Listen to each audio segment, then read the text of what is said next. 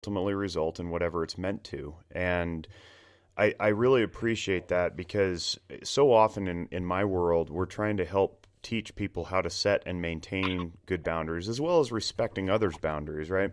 So you set a boundary for yourself that says, setting aside a Sabbath day is important to me. And I have enough faith that wherever I'm going to go, wherever God's going to guide me, is going to be done on his terms and under his conditions, not my own. I'm not going to just override this out of, selfish greed and ambition, right? But then you're also pointing to the idea that you can be non-attached to the way that it looks. So, in my feeble brain, I'm thinking, oh, you write books, you're going to write a book, it's going to be successful, you're going to write a follow-up book. But you're like, no, maybe not. Maybe it looks like mentorship. Maybe it looks like leadership. Maybe it looks like speaking engagements. The thing that scared you half to death 10 years ago now is like going to become the thing. You're going to do the speaking circuit, or whatever it is. And I really appreciate that, because it really speaks to one's own personal peace. When you find inner peace, it's often because you found a quiet confidence that wherever life is going to go, wherever it's going to end up, is going to be okay, because you've already determined that it's going to be fine, regardless of how it looks. And I just really appreciate that. I really want everybody to hear that message, that you can have your faith, you can set your boundaries, you don't have to be pushed around by whatever society deems as successful, or, money's great and that's all well and good. But really, when it comes down to what you feel on the inside, are you at peace? Are you confident? Are you happy with what you're doing? And when you're all that stuff that you've done, you've written books for children, right? To be safe. That's super important. Getting books in Cabela's and Bass Pro would be like ultimately more children being safe. That's amazing.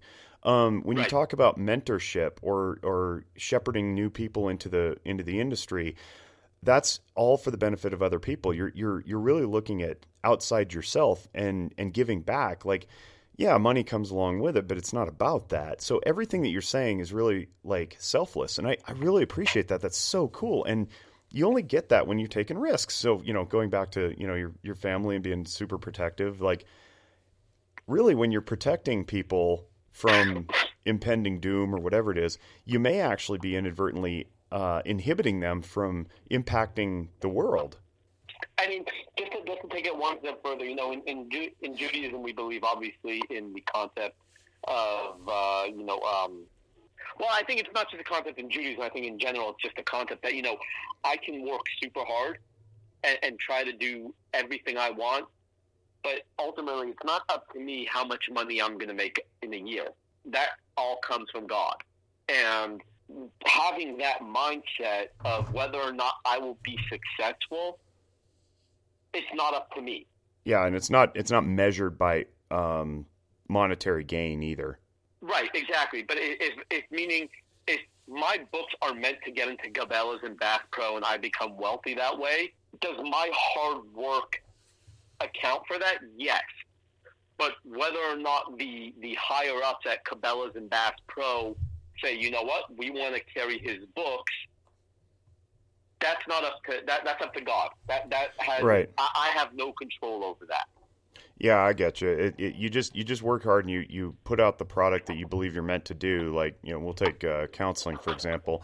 I started my career, obviously, face-to-face psychotherapy in the office, but then it's moved into supervision of interns and students, and then it's, running an agency, and now it's really community outreach is what it's about. I'm a part of all these other organizations, and same work ethic, same output, but I don't look at it in terms of like transaction where it's like I'm gonna exchange this effort for some sort of income. I just have faith that what I'm doing is the right thing to do, and my bills will get paid, and it works. That's awesome. I appreciate you saying that too. Let's turn this back to the Holocaust, because we're talking about the Holocaust Remembrance Day. Why is it important that non-Jews appreciate and understand Jewish history broadly, but also the Holocaust specifically? I mean, you have to learn from history, right? We always talk about that if you don't learn from history, you're doomed to repeat it. We're seeing a lot of repetition in the way people's vocabulary, what they're saying now, not just in the world, but even in America. And it's scary to think that you're hearing echoes of Nazi Germany by people in the United States government. Now, if people don't learn from the past, we are doomed to repeat it. At the same time, one thing we have going for us in America versus anywhere else is walking around SHOT Show and being completely accepted for who I am. People do not care. A majority of Americans don't care about your religion. They don't. They don't care that I'm Jewish. They care about one thing. Am I pro-gun? Great. Am I anti-gun? You're against us. So it's important for non-Jews especially to understand that a Holocaust can happen again. Jews believe that. I personally don't think it will happen again, at least not in America, because there are too many good Americans out there who would never allow it to happen. I think the people who do want it to happen, the people you do hear in the U.S. government and all the other ones, on the left parroting, all these other people, they're just parroting what they hear from the people who they think are in power. But at the end of the day, if you don't learn from history, you're doomed to repeat it. It really is that simple. So you're not talking about like necessarily a racist or anti-Semitic attitude. It's more about the speaking bullet points that indicate a restriction of freedoms. Is that more accurate? Okay. Yeah. Yes. I mean, look, the uptick in anti-Semitism that you're seeing in America, really, if you really break it down, a majority of it is based in the tri-state area, right? New York, New Jersey, mainly New York, New Jersey, not even Connecticut that much. Yes, you do have your sprinklings of anti-Semitic attacks. And I know a lot of people are going to be like, oh, sprinkling, the Pittsburgh shooting is not a sprinkling, obviously. But that was a one-off. You're seeing constant attacks in New York and New Jersey. But you have, in Los Angeles, in my community that I grew up in, there's been a bunch of attacks in the recent years. So you're definitely seeing it a lot, but I don't think you're seeing it on a national scale that you saw that they're making it out to be. It's definitely there, and there's definitely an uptick. And it's just nice to know that there are a lot of people out there who won't stand for it. I've had a lot of my friends message me privately, say, "Hey, man, if it ever does come down to another Holocaust, you let us know. We have places we can hide you." Like, that's cool. I'm very appreciative, but at the same time, it's terrifying to think that I actually, in 2020, I have to get a message like that. Where does that originate? Because it doesn't seem like I don't know. I have a journalism degree from undergrad, and what I'm seeing now in the most of the media, social and mainstream, is not journalism. It's clickbait, and it's clickbait for the sake of money, and through advertisers, because it's all driven by hits and exposures and that kind of thing. So I don't even know that there's been an uptick in anti-Semitism so much as it's been coincidental, but I'm not in a position to assess that. And so I'm wondering if there really is an uptick, or if we're just hearing about it because it drives clicks. There definitely is an uptick in anti-Semitism over the last couple of years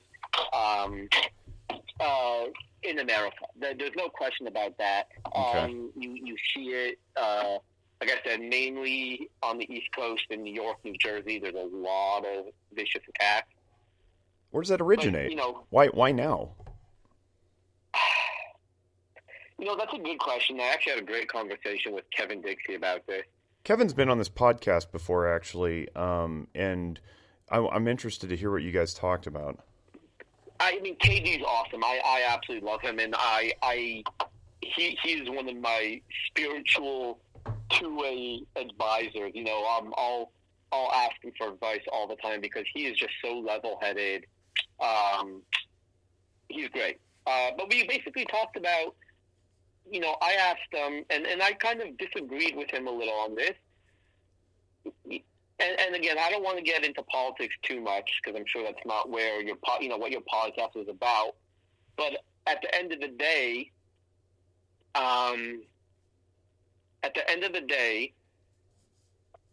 when you have a commander-in-chief who frequents a church that has a known anti-Semite as its leader, you have a commander-in-chief who, and I'm not talking about Trump. I'm talking about Obama. You had a commander-in-chief who gave billions of dollars to Iran, who walked around and was pro Hamas and all these other organizations out there. Unfortunately, you do have followers lead by example. And I feel that before Obama took office, there really wasn't much of an issue. Like I said, I have no doubt there was anti-Semitism, but we're talking about small scale. But following his presidency, it kind of gave, I don't want to say carte blanche, but emboldened people to just, hate Israel, hate Jews. That's a fascinating take, and I had never considered that before. And even if we strip away all the presumptions of why President Obama did those things, the point is that he did them, and how the message is received differently based on whoever's listening to it. And what's fascinating to me is we hear, mainstream media these days is pushing a lot of Trump as a racist type of things, and right. And it now that you're laying that out, because it doesn't make any sense that Trump would be pushing anti-Semitism because his kids married Jews. Not that necessarily negates anything or validates anything. Correlation isn't causation, but now that you're laying out the timeline, it's making my wheels spin a little bit. That maybe there's just this broader American society that observes these things that go on at the highest levels and goes, well, I could do that too. So let's say President Obama has connections with Hamas and Iran, and then we see that and we kind of sort of unconsciously absorb it and go, I guess it's okay to be friendly with Iran and Palestine now. And then Trump takes office, and for example, he doesn't push back hard enough, fast enough on the white supremacists who come out in support of him, and it takes a few days, and people jump all over that, and so then unconsciously some Americans absorb that and go, well, I guess it's okay to tolerate white supremacy, so there's this overall ripple effect, and I think that bears some merit, or at least some discussion probably. What did you disagree with KD about? What was the disagreement exactly? It wasn't really. I mean, KD just didn't think that any of it was a ripple effect from Obama. He thinks it wasn't. My opinions differ. Yeah, fair enough. Yeah, and it may not be. I mean, again, correlation isn't causation. Yeah, and then like I said, I love KD. I respect him. I call for his advice all the time. But the beauty about this country is. And it was funny. The beauty about this country, I was at by Circle Bar. I don't know if you hung out by Circle Bar at all at SHOT Show. But so Circle Bar is the greatest marketing tool ever if you're looking to co-brand and get business done. It's in the Venetian Hotel. It's for people who want to know what Circle Bar is. It's literally a bar that's a circle. And it's a 360-degree bar, and at the end of every day, there's tons of people that go hang out there for drinks and stuff like that. And, I was sitting with somebody, and, we were talking about stuff similar to this, and then he just turned to me, he's like, yeah, man, I disagree with you, but can I go buy you a beer? And, that's the beauty of this country, is that you can disagree, and you can still be friends. So, we want that, right? We want that. We don't want toxicity, and we don't want us versus them, and we don't want contempt, right? Exactly. We want healthy disagreement because it pushes progress. Really, it pushes I don't mean politically progressive, but it progresses the narrative so that we don't get stuck in our silos. Yes, we want disagreements, and then we want amicable, healthy resolutions to those, even if the resolution is, all right, I'm not going to change your mind, and you're not going to change mine, but at least now I understand your perspective. that's inspiring in and of itself. Exactly. Well, we're pushing an hour now, and